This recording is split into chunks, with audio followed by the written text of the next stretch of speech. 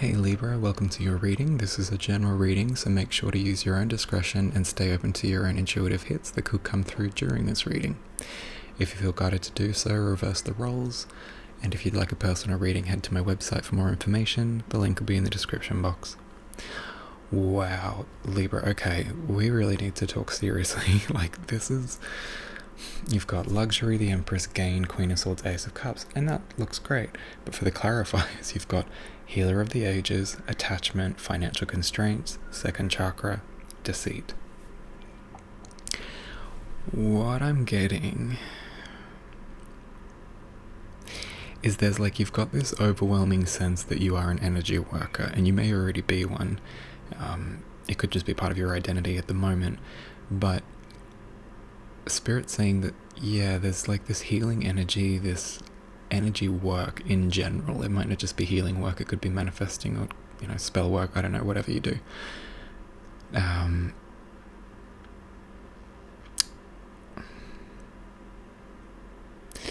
Yeah, I get this sense of, divinely chosen.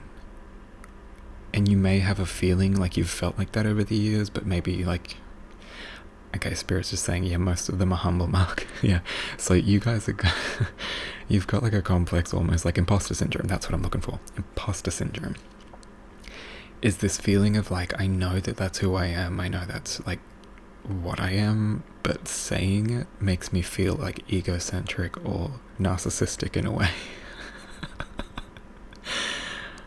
For some of you, though, it's also the people around you don't accept you for that role.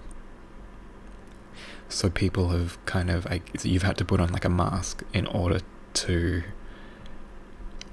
overcome the adversity. Not to overcome the adversity, but to hide from the adversity. It's you've had to dim your light so that others weren't offended by it or upset by it in some sort of way. Yeah, healer of the ages, attachment, financial constraints. With the Empress, it's so the Empress rules over all the queens, and she's someone that can rule effortlessly in all areas of her life. She's very wise in all areas, she's very mature, she understands and interprets things very accurately most of the time. She's very thoughtful, which is what Spirit's saying you are, but there's also this, I just hit the microphone, this attachment. She's chained, I'll hold it up. She's chained to a post, and she's also holding up a mask. It's she's taken it off. Or maybe she's going to put it back on, who knows. But she's definitely holding a mask. And so, yeah, Spirit's saying that you've had to mask yourself, dim your light, to be able to, in some cases, survive certain things that you've gone through, certain toxic situations you're in. For some of you, you might still be in them. And Spirit's, I feel this is a person, for a lot of you, I feel this could be a partner or a close friend or a close family member. It could be multiple of those. Maybe even in your job space or in social settings, it's you've had to reduce your knowledge so that you don't seem as knowledgeable or as wise or experienced as you really are, so that other people's fragile egos don't get offended, or so that you don't bring up concepts to them that they can't understand. Like energy work, for example, healer of the ages. And it's a desire to engage with that community, engage with that sort of prowess in life. But I just get, for a lot of you, this is a relationship. I just keep getting a strong sense it's a partner. But again, it's a general reading, so it could be not a partner, it could be a family member or a friend or someone. But it's they're holding you back. It's you feel chained to some sort of immovable thing, and the thing could be a person. It could even be the religion you grew up in, or the culture that you grew up in. And the culture could be like a friend group. Friend groups have their own culture. Families have their own culture. Nations have their own culture. Sometimes races have their own culture. But they're saying that this is something immovable that you've been chained to, and because of that you've had to wear a mask. But it's like you've taken it off and realized, like, oh my god, I have been masking myself. And it's like I get this sense of, like, I don't know why. Like, I get this real like separation of sense of self with this reading. Like, you've had to compartmentalize who and what you are in different circumstances in your life to placate those circumstances and the people in them. And because of that, it's like you've done it so much and so well that you haven't realized that you're now wearing a mask. But I get, for a lot of you've realized, like, I am trying to take this mask off. I am realizing that, like, you're probably more around here. I get this feeling a lot of people are at this point. It's like you've already had the recognition of that you're a healer of the ages, and that there's this longing, this desire to connect with that part of yourself and really go deep, but in an excited way. But it's almost like, oh, but I can't, because if I do that, then I'm going to piss everyone off, or then everyone, it's that sort of energy. Financial constraint. Sorry, I'm trying to read this. 9, financial constraint.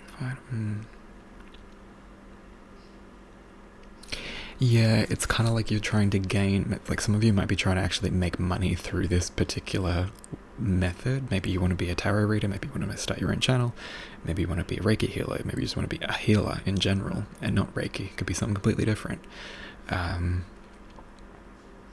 Like, engage with the communities that you want to be a part of. But Spirit's just saying, like, financial constraints, it's like whatever this thing you're tethered to is causing this constraint on your abundance.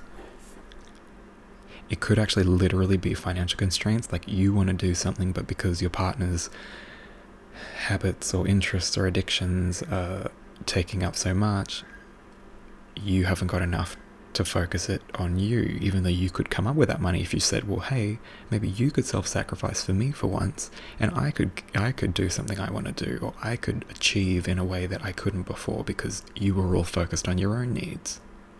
And how my needs always got put to the back seat. My needs always got put to the side. They would only help me with my needs if it didn't affect them in any way, shape, or form. But outside of that, no help. No assistance, no kindness, no compassion, no understanding. And that's what they're saying. There's a constraint to that. This thing, that person, I guess, that you're tethered to, or those people you're tethered to. I feel like you know who they are. You know those players, and you've already had the awareness that you have been affected by these people. Or this could be one in particular, a character. And because of their needs, because of their constant denial of your needs, you're left destitute, you're left desolate, you're left in ruins, and you haven't got what you need, the energy or the money, maybe, could be actual money, in order to achieve the things that you know you're being called to achieve. Queen of Swords, second chakra. Yeah, so the Spirit's saying you need to really bring into balance the things that you're thinking and the realizations that you're having, because you're operating from a very mature, very methodical, very well thought position, very wise. These people aren't. They're not even concerned with your needs at this point. It's more just like, as long as we can keep doing what makes me feel comfortable, you can just shut up and put up. But you're kind of like, I get that that's how my life has been constructed, but I don't feel connected to it. It's because it wasn't your construction. You're living chained to somebody else's post, in somebody else's dungeon, in somebody else's castle, in somebody else's kingdom. And you're asked to be grateful for the food and the scraps that you've been given, and the minor opportunities that they've afforded you out of the kindness of their heart. You should be grateful. But Spirit's saying, like, You can find gratitude in the things that you may have received, but that doesn't necessarily mean that they were given with good intent. They may not have been given freely and just because they love you. It could be because, I don't know, if it's like a parent situation, maybe they raised you financially and that was it. They didn't raise you any other way. And now they expect you to be grateful for that, even though they allowed abuse, even though maybe it's a partner. Maybe the partner was like, well, I've given you this, I've built you this, I've done this for you, blah, blah, blah, blah, blah. I do this for you, that for you, everything for you. But it's like they treat you like crap. And they use that as some sort of leverage to be able to treat you like crap. Because it's like, well, you complain, but I do a lot for you. It's like, yeah, you can do all the things in the world for me and still treat me like a piece of shit. Excuse my language. That doesn't mean that it's a good thing that you've given those things to me. You've probably given those things to me because you feel either guilty or it serves to control me by keeping me financially dependent on you or emotionally dependent on you. And all this time, the breadcrumbing that you've been giving me, it's kind of like, it's just not enough now. I'm not grateful for breadcrumbs while you're over there eating like royalty. And eating like royalty in whatever area of their life. But I get this sense of like, you should just be grateful. And it's kind of like, you're just realizing now like how much you've been taken advantage of. And how much you were exploited in all sorts of ways. And Spirit's saying, because of all of that, this awareness, this taking off of the mask and looking at the mask being like, holy crap, what is this mask made of? It's made of this, it's made of that. Oh my God, is that little part of the mask, was that made from back in high school? Was that made back in that relationship, that job, that place? Oh my God, it's this constant adding little bits to the mask, adding little flourishes to make it more inviting and less threatening. But what you're doing is making yourself less threatening and more inviting to the same sorts of people that are exploiting you. And now it's like I see that you're taking it off and you're being like analyzing it, being like, what the F is this thing? Have I had this on my face the whole time? And looking at the different parts of the mask and figuring out where they were constructed from. You'll be able to tell by the materials. You take that mask off and you go, hang on, I've turned into this thing, or I feel that I'm this thing, but that wasn't how I felt about myself. Where did that come from? And then you realize, you're like, oh, it's this group, it's this person, this lover that's been putting me down, that made me feel like a piece of crap, that made me feel like I couldn't achieve, that made me feel like I was an imposition anytime I tried to achieve or do something good for myself. Because of all that, you're in the Queen energy, which is good. It means that you've got the wisdom and the appropriate interpretation of the things that are entering your mind, and that you're observing and noticing on a mental sense. You're noticing things and it is accurate. Spirit wants you to know it is accurate. The second chakra clarifies that card, and that's telling me it's all to do with connection, creative expression. So it's exactly this.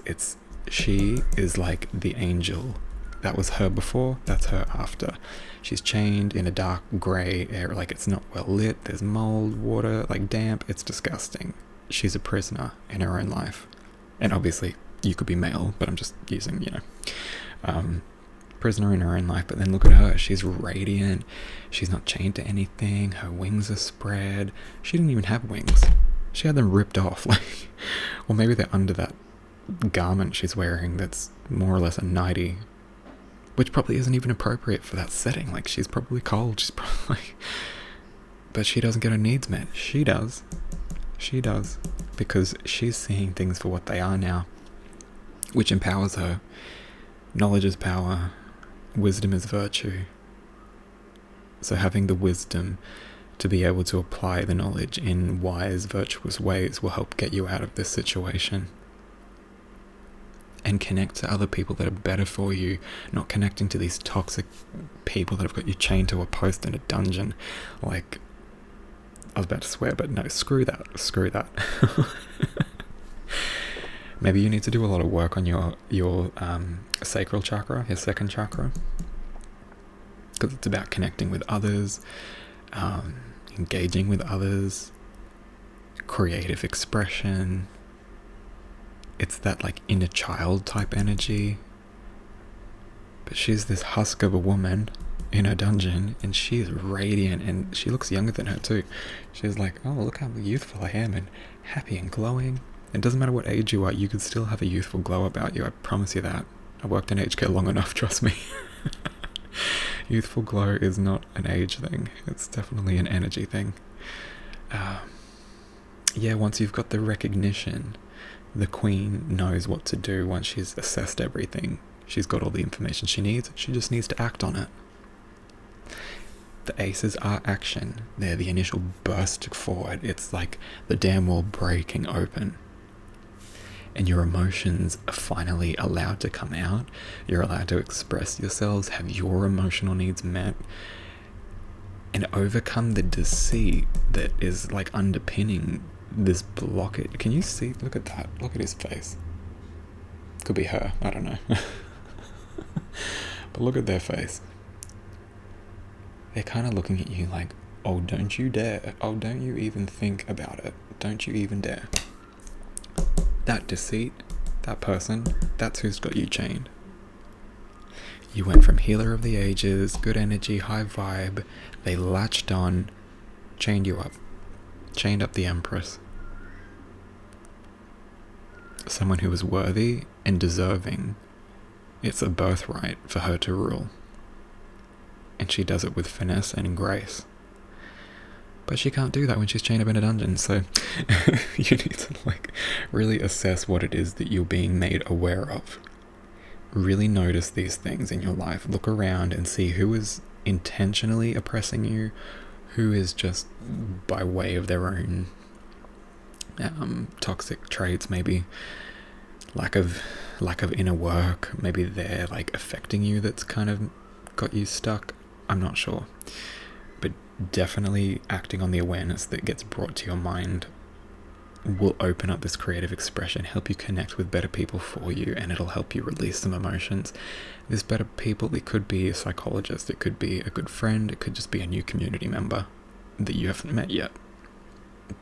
But there's new emotional beginnings, and a lot of emotions that need to be expressed that aren't allowed to be expressed within the confines of this construct. Alright, I'm just going to get some clarifiers. No, okay, no I'm not. These clarifiers are enough, Spirit saying, okay. Yeah, well, be very aware, not in a fearful way, but just because you've got everything you need to overcome all this adversity. But Spirit's just saying you've got the wisdom, so start using it. Don't gaslight yourself and go, oh, that's not really happening, or oh, I'm overreacting. No, you react in a negative way, you notice something negative because it is. Treat it as such. Don't dismiss it, and start wrapping those chains around your legs, being like, oh no, I shouldn't. I just need to calm down and put this chain back on. F that. F that to hell and back, sorry. You're being blocked. You're being blocked by a deceitful mother person. I was going to say mother effer, but no. Not an actual mother. Maybe, I don't know. But like a person. Could be a group, but it's like they see you as an imposition rather than seeing all your divine energy. Instead, they're just sapping you of that. They're thriving off of your energy. They're sustaining themselves on your light. And they'll keep doing it for as long as you let them. And that's all I'll say on that. Okay. I hope this helped, Libra. If you want a personal reading, book in through the website. If not, I'll see you in the next one. Blessed be.